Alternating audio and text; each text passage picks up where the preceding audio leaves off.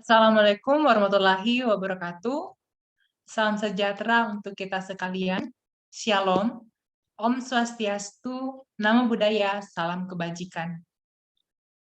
Pada saat ini, kami dari kelompok 1 akan mempresentasikan mengenai anatomi fisiologi dan secara umum, di mana anggota dari kelompok 1 sendiri terdiri dari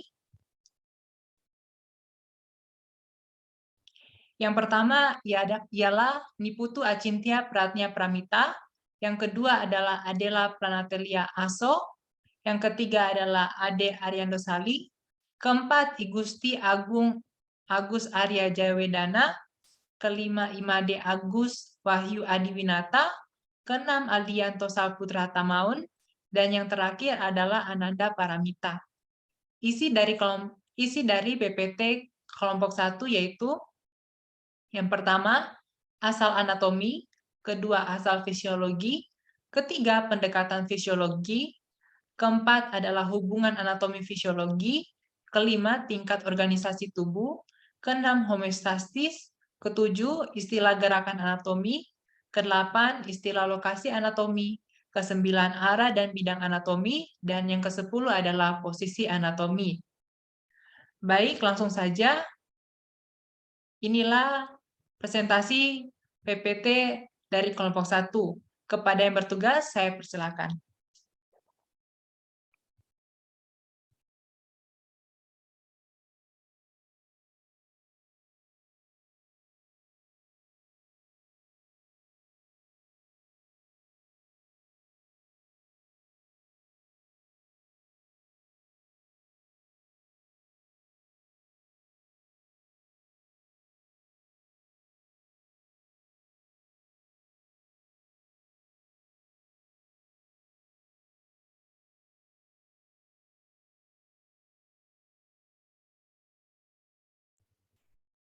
Baik, yang pertama, anatomi.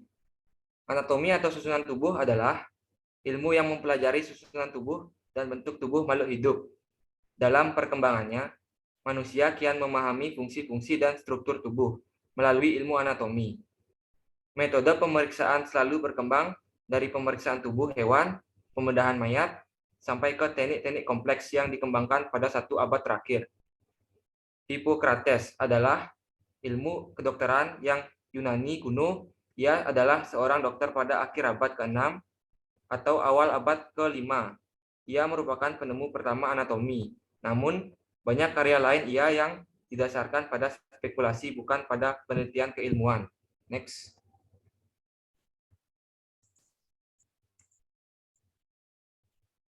Yang kedua ada fisiologi. Fisiologi atau ilmu fal adalah ilmu tentang fungsi-fungsi makhluk hidup secara spesifik akan berfokus pada bagaimana tubuh manusia bekerja.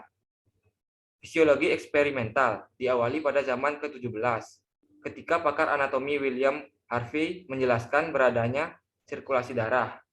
Hermann Boerhaave sering dikata sebagai bapak fisiologi karena karyanya berupa buku teks berjudul Institutiones Medicae 1708 dan cara mengajarnya yang cemerlang di Leiden. Next. Pendekatan fisiologi. Pendekatan fisiologis dibagi menjadi 2, yaitu yang pertama, pendekatan teleologis, menjelaskan fungsi-fungsi tubuh berdasarkan pemenuhan suatu kebutuhan tubuh, tanpa memodulikan bagaimana hasil akhir ini tercapai. Jadi, pendekatan teleologis menekankan aspek mengapa atau tujuan proses-proses tubuh. Yang kedua, pendekatan mekanistik. Pendekatan ini menjelaskan fungsi tubuh. Mereka memandang tubuh sebagai suatu mesin yang mekanisme kerjanya dapat dijelaskan berdasarkan rangkaian sebab akibat proses-proses fisik dan kimiawi. Demikianlah ahli fisiologi menjelaskan bagaimana suatu proses yang berlangsung di tubuh. Next.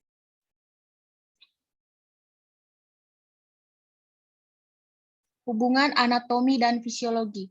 Anatomi adalah ilmu yang mempelajari struktur tubuh dan hubungan di antara mereka. Sedangkan fisiologi adalah ilmu yang mempelajari fungsi tubuh dan bagaimana tubuh bekerja. Karena struktur dan fungsinya sulit dipisahkan, maka kedua ilmu ini akan dipelajari secara bersama-sama. Struktur tubuh akan mengikuti fungsinya. Next.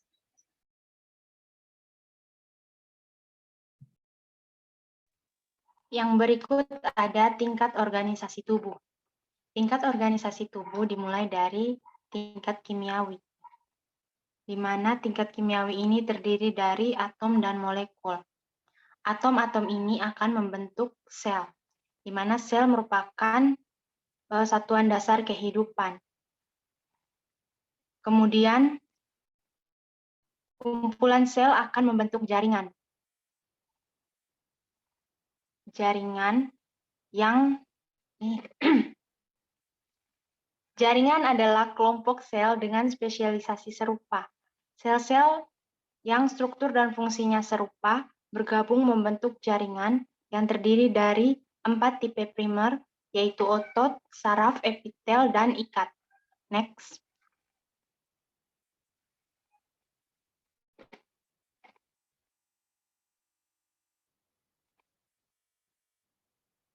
Yang pertama ada jaringan otot. Jaringan otot terdiri dari sel-sel yang mengkhususkan diri untuk berkontraksi dan menghasilkan gaya.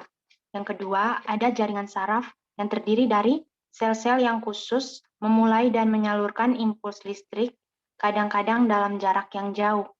Yang ketiga, ada jaringan epitel yang terdiri dari sel-sel yang mengkhususkan diri mempertukarkan bahan antara sel dan lingkungannya. Dan yang keempat, ada jaringan ikat yang menghubungkan, menunjang, dan mengikat berbagai bagian tubuh. Next.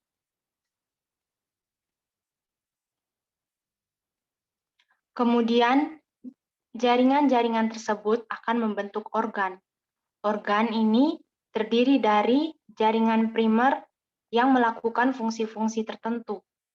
Kemudian organ akan membentuk sistem organ, di mana manusia memiliki 11 sistem organ, yaitu sistem sirkulasi, pencernaan, pernapasan, perkemihan, otot, tulang, otot, integumen, imun, syaraf, endokrin, dan reproduksi.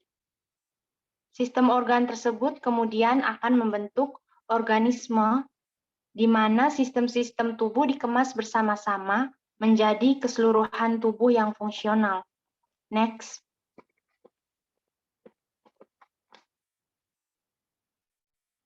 Seperti yang kita lihat pada gambar,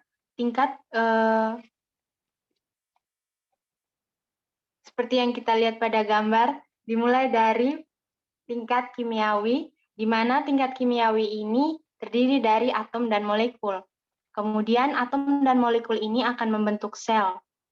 Karena kita mempelajari khusus tentang manusia, maka kita mengambil gambar sel hewan. Kemudian kumpulan dari sel ini akan membentuk 4 jaringan yang berbeda, yaitu jaringan epitel, jaringan otot, jaringan saraf, dan jaringan ikat. Kemudian jaringan-jaringan ini akan membentuk organ yang terdiri dari otak, tiroid, paru, jantung, hati, ginjal, usus, dan juga kandung kemih. Next.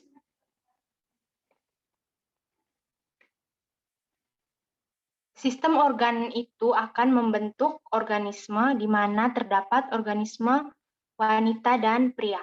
Next. Homeostasis. Homeostasis adalah terdiri dari dua, ada homeo artinya yang sama, stasis artinya berdiri atau diam. Homeostasis adalah esensial bagi kelangsungan hidup setiap sel. Dan setiap sel melalui aktivitas khususnya masing-masing, ikut berperan sebagai bagian dari suatu sistem tubuh mempertahankan lingkungan internal yang dipakai bersama-sama oleh semua sel. Homeostasis bukan suatu keadaan kaku tetap, tetapi stabil dinamik, di mana perubahan-perubahan yang terjadi diminimalkan oleh respon-respon fisiologis kompensatorik. Faktor-faktor yang diatur oleh homeostasis. Yang pertama, konsentrasi molekul-molekul nutrien. Sel-sel memerlukan nutrien-nutrien untuk menghasilkan energi. Energi sebaliknya diperlukan untuk menunjang berbagai aktivitas sel, baik yang bersifat khusus maupun untuk mempertahankan kehidupan. Yang kedua, konsentrasi oksigen dan CO2. Sel-sel memerlukan oksigen untuk melakukan reaksi kimia, pembentukan energi.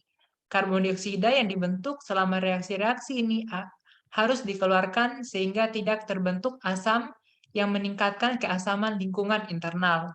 Yang ketiga, konsentrasi zat sisa. Sebagian reaksi kimia menghasilkan produk-produk akhir yang menimbulkan efek toksik pada sel tubuh jika dibiarkan berakumulasi.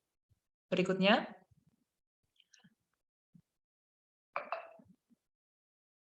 Keempat adalah pH.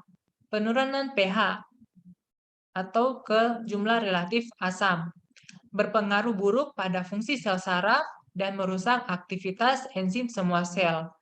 Yang kelima adalah konsentrasi garam, air, dan elektrolit lain. Karena konsentrasi relatif garam atau NaCl dan air di cairan ekstrasel mempengaruhi seberapa banyak air yang masuk dan keluar sel, maka konsentrasi keduanya diatur secara cermat untuk mempertahankan volume sel. Elektrolit-elektrolit lain berperan dalam berbagai fungsi vital lain. Sebagai contoh, denyut jantung yang teratur bergantung pada konsentrasi kalium yang relatif konstan di cairan ekstrasel. Keenam adalah volume dan tekanan.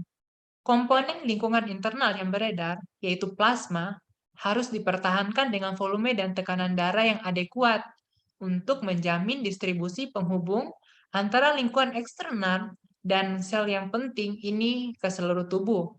Dan yang ketujuh adalah suhu. Sel-sel tubuh berfungsi optimal dalam kisaran suhu yang sempit. Jika sel terlalu dingin, maka fungsi-fungsi sel akan terlalu melambat, dan jika sel terlalu panas, maka protein-protein struktural dan enzimatik akan terganggu atau rusak. Next.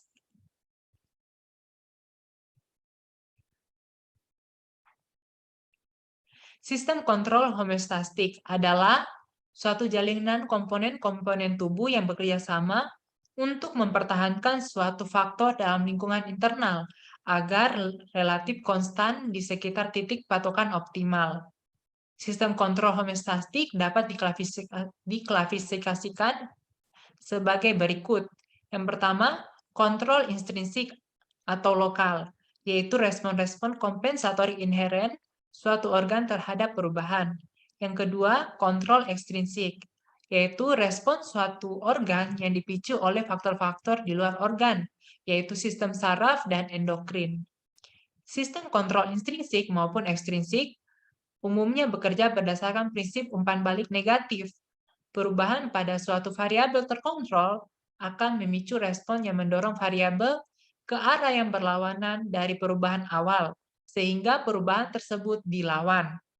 Dalam umpan balik positif, perubahan pada variabel terkontrol memicu respon yang mendorong variabel ke arah yang sama seperti perubahan awal, sehingga perubahan semakin kuat. Mekanisme umpan balik adalah respon kompensatorik yang terjadi sebagai antisipasi adanya suatu perubahan. Ketika satu atau lebih sistem tubuh gagal berfungsi dengan benar, sehingga lingkungan internal tidak lagi dapat dipertahankan optimal, akan timbul keadaan patofisiologis. Gangguan homeostastik yang parah akan menyebabkan kematian. Next.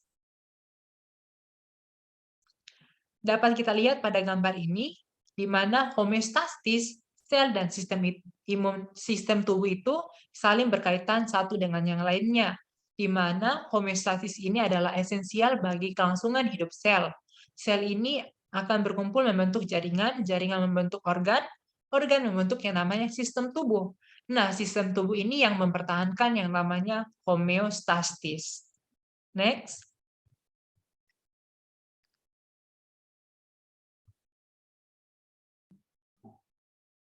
Istilah gerakan anatomi. Yang pertama, fleksi dan ekstensi. Fleksi adalah gerak menakuk atau membengkokkan. Ekstensi adalah gerakan bagi meluruskan. Contohnya, gerakan ayunan lutut pada cara gerak jalan. Gerak ayunan ke hadapan merupakan antifleksi, dan ayunan kebalik dikatakan retrofleksi atau ekstensi.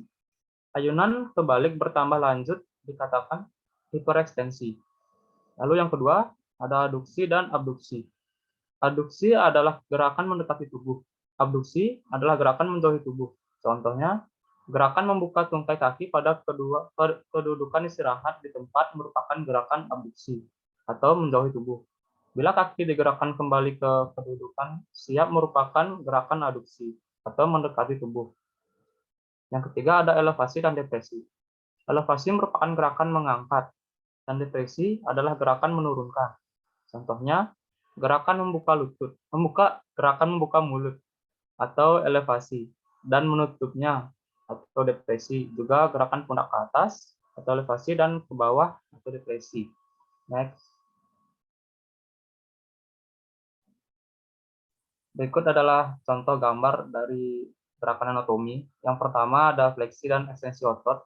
Lalu di sebelah kanan ada abduksi dan aduksi. Dan bagian bawah ada elevasi dan depresi. Next.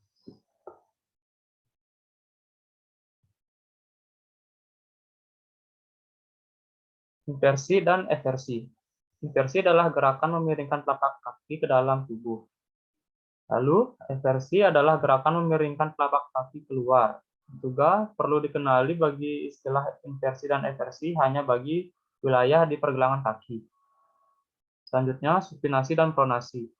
Supinasi adalah gerakan menengadahkan tangan. Dan pronasi adalah gerakan menelungkupkan.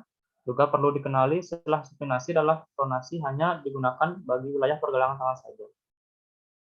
Selanjutnya, endorotasi dan eksorotasi. Endorotasi adalah gerakan ke dalam pada sekeliling sumbu panjang tulang yang bersendi atau rotasi. Sedangkan eksorotasi adalah gerakan rotasi keluar. Next. Berikut adalah contoh gambar dari gerakan inversi dan eversi yang di sebelah kiri. Lalu di sebelah kanannya adalah gerakan pronasi dan supinasi. Lalu di bagian bawah ada gerakan endorotasi dan eksorotasi. Next.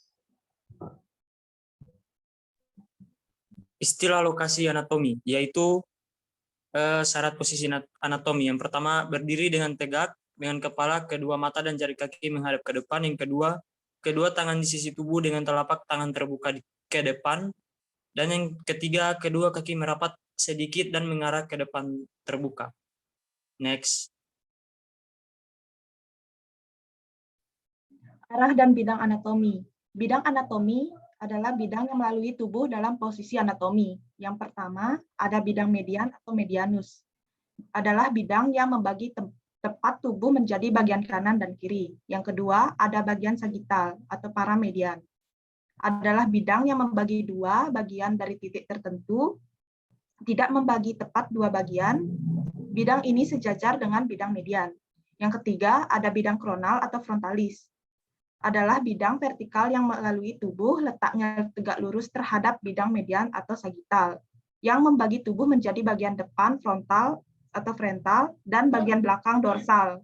Yang keempat ada bidang horizontal atau traversalis, adalah bidang yang terletak melintang melalui tubuh bidang XY, dan biasanya bidang ini membagi tubuh menjadi bagian atas superior dan bawah inferior. Next.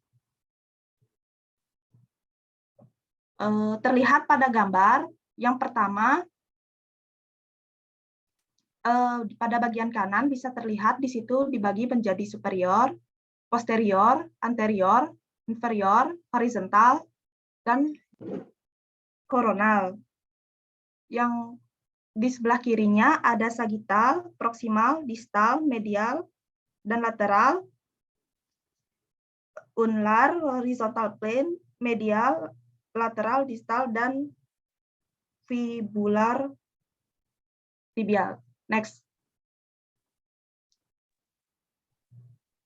Arah dan bidang anatomi berikutnya. Yang pertama ada superior atau atas atau kranial, lebih dekat dengan kepala.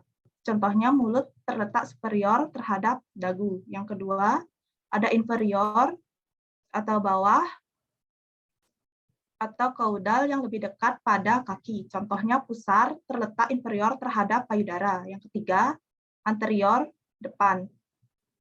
Lebih dekat ke depan, contohnya lambung anterior terhadap limpa. Yang keempat ada posterior atau belakang. Lebih dekat ke belakang, contohnya jantung terletak posterior terhadap tulang rusuk. Yang kelima, superficial. Lebih dekat ke atau di permukaan. Contoh, otot kaki terletak superficial dari tulangnya. Yang ketujuh, ada profunda, lebih jauh dari permukaan. Contohnya, tulang hasta dan pengumpil terletak lebih profunda dari otot lengan bawah. Yang kedelapan, ada medial atau dalam, lebih dekat ke bidang median. Contohnya, pangkal lengan terletak medial terhadap tubuh. Yang kesembilan, ada lateral atau luar, menjauhi bidang median. Contoh, telinga terletak lateral terhadap mata. Yang ke-10 ada proksimal atau dekat, yang lebih dekat dengan batang tubuh atau pangkal. Contoh, siku terletak proksimal terhadap telapak tangan. Yang ke-11 ada distal atau jauh, lebih jauh dari batang tubuh atau pangkal. Contoh, pergelangan tangan terletak distal terhadap pangkal lengan. Next. Arah dan bidang anatomi berikutnya. Yang pertama, di sini ada internal bagian dalam atau eksternal bagian luar. Yang kedua, ada dextra bagian kanan atau sinistra bagian kiri. Yang ketiga, ada lateral bagian samping atau sentral bagian pusat. Yang keempat, ada ascendens bagian yang naik atau descendens adalah bagian yang turun. Yang kelima, ada ventral bagian depan ruas tulang belakang, ventralis anterior lebih ke depan atau venter perut anticus depan. Yang ketujuh, ada dorsal bagian belakang ruas tulang belakang. Dorsalis posterior lebih ke belakang atau dorsum punggung corticus belakang. Yang kedelapan, ada visceral atau selaput bagian dalam atau parietal selaput bagian luar. Yang kesembilan, ada transversal atau melintang. Yang ke-10 ada longitudinal atau longitudinalis yang membujur ke arah ukuran panjang. Yang ke-11 ada brevier atau bagian yang pinggir atau tepi. Next. Bisa kita lihat pada gambar arah anatomi dibagi menjadi dua, anterior dan posterior. Yang kemudian dibagi lagi menjadi superior, medial, proksimal, superficial, inferior, lateral, distal, dan deep. Next.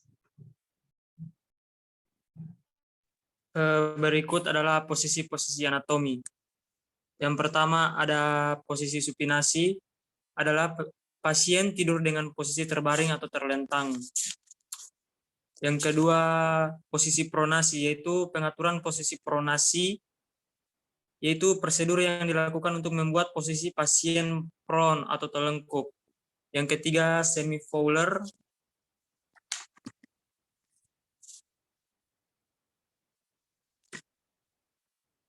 yaitu posisi dengan tubuh setengah duduk atau semi-fowler dan duduk atau fowler.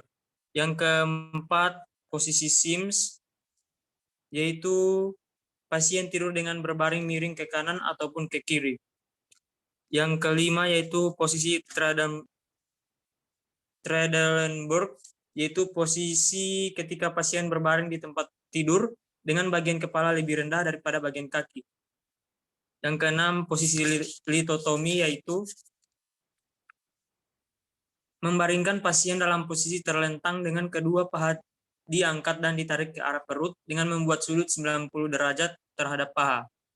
Yang ketujuh, dorsal recumbent, yaitu pasien ditempatkan pada posisi terlentang dengan kedua lutut fleksi di atas tempat tidur dan telapak kaki menapak di atas tempat tidur sedangkan kedua belah kaki ditenggangkan. Yang kedelapan, niches, yaitu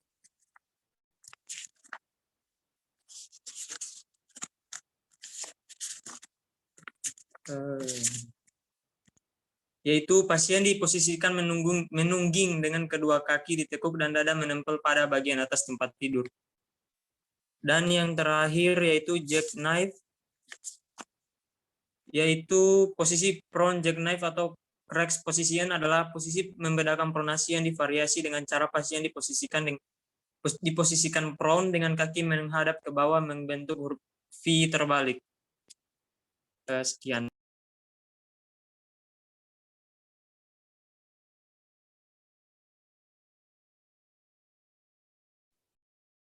Nah, itulah tadi hasil presentasi dari kelompok 1. Dan diucapkan terima kasih pula kepada rekan-rekan kelompok 1 yang telah melakukan presentasi. Selanjutnya akan kita lanjutkan pada sesi diskusi. Sesi diskusi dibuka.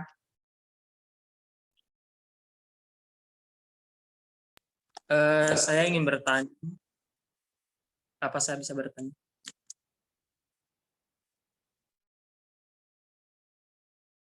Penataan anestesi. Ya. Baiklah, saya ulang lagi. Menurut pendapat kalian, apakah sebagai calon penata anestesi harus perlu benar-benar memahami homeostatis? Sekian.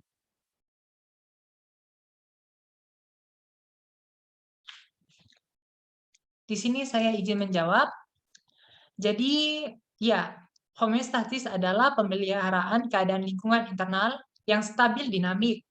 Penata anestesi bertugas mengerjakan persiapan preoperasi, memonitoring kondisi pasien, dan melakukan pembiusan selama operasi, serta mengobservasi kondisi pasien pasca operasi. Penata anestesi memastikan kondisi pasien tidak memburuk. Selama operasi berlangsung, penata anestesi akan mengecek dan memastikan tanda-tanda vital pada pasien, di antaranya seperti kayak pernapasan, detak jantung, tekanan darah, suhu tubuh, jumlah cairan tubuh, kadar oksigen dalam darah, sehingganya perlu untuk memahami dengan baik dan benar mengenai homeostatis.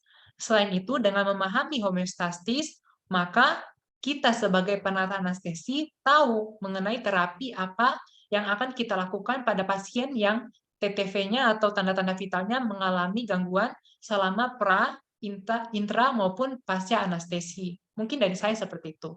Mungkin dari anggota lain ada tambahan? Baik, di sini saya akan menambahkan. Saya setuju dengan pernyataan Ade tentang homeostasis, di mana homeostasis itu sangat penting bagi kelangsungan hidup manusia.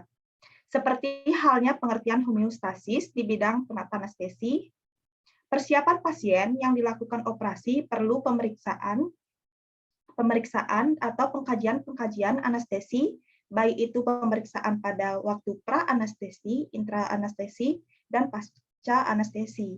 Sehingga masalah-masalah baik, di sini saya ulang. Saya setuju dengan pernyataan Ade tentang homeostasis, di mana homeostasis itu sangat penting bagi kelangsungan hidup manusia, seperti halnya pengertian homeostasis di bidang penata anestesi. Persiapan pasien yang dilakukan operasi perlu pemeriksaan atau pengkajian anestesi, baik itu pemeriksaan pada waktu pra-anestesi, intra-anestesi, dan pasca anestesi, sehingga masalah anestesi yang mungkin timbul tidak akan terjadi. Maka dari itu, seorang penata anestesi perlu mengerti dan memahami tentang ilmu homeostasis. Bisa dicontohkan kalau selama operasi pasien mengalami pendarahan, maka kita sebagai petugas atau penata anestesi harus segera mengganti pendarahan tersebut dengan cairan infus pengganti pendarahan, supaya tidak terjadi defisit atau kekurangan cairan. Sekian dari saya, terima kasih. Bagaimana Aldianto Tama? Baiklah, saya terima. Baik, selanjutnya. Baik, saya punya pertanyaan untuk teman-teman sekalian. Menurut kalian, jika ada salah satu dari organisasi tubuh kita yang terganggu, apakah tubuh yang lainnya dapat ikut terganggu juga?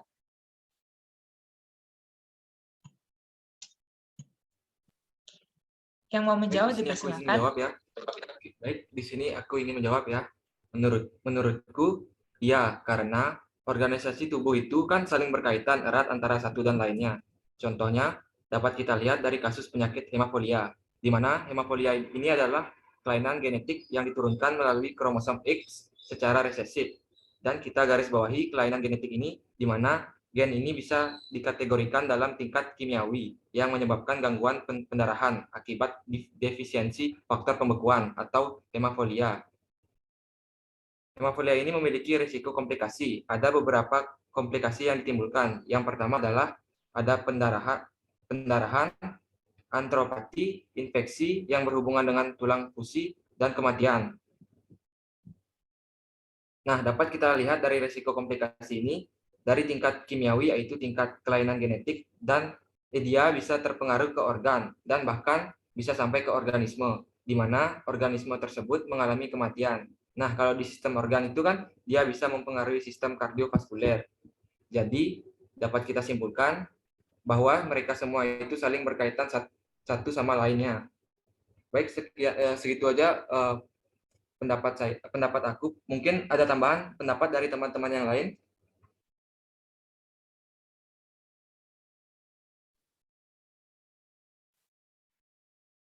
Mungkin tidak ada ya.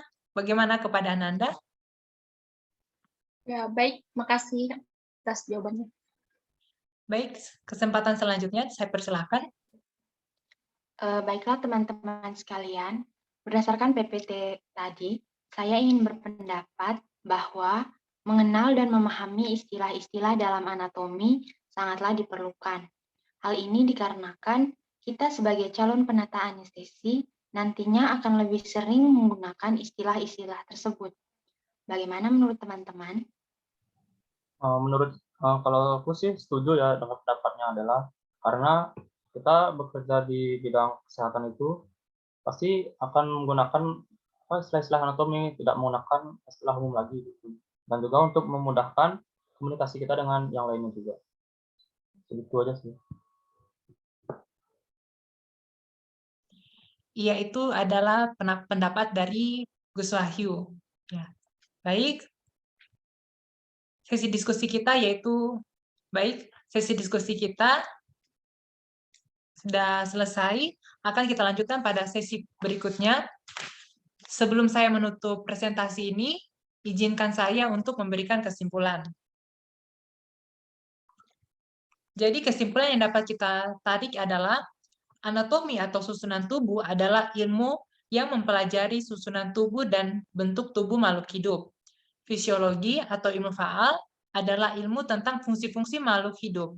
Secara spesifik akan berfokus pada bagaimana tubuh manusia bekerja. Ini sangat berkaitan satu sama lain. Tubuh manusia memiliki organisasi mulai dari tingkat kimiawi, sel, jaringan, organ, sistem organ, dan organisme, yang dimana semua yang ada dalam organisasi tersebut memiliki hubungan yang erat. Homeostatis adalah pemeliharaan keadaan lingkungan internal yang stabil dinamik. Ketika sebagai penata anestesi, harus perlu memahami hal tersebut karena dengan memahami homeostatis, kita dapat menilai dan menjaga kondisi tubuh pasien atau klien kita baik dalam tahap pra, intra, sampai pasca anestesi. Gerakan anatomi ada fleksi dan ekstensi, abduksi dan aduksi, elevasi dan depresi, inversi dan eversi, supinasi dan pronasi, endorotasi dan eksorotasi. Posisi anatomi tidak berbentuk sembarangan, melainkan memiliki syarat-syarat yang perlu dipenuhi.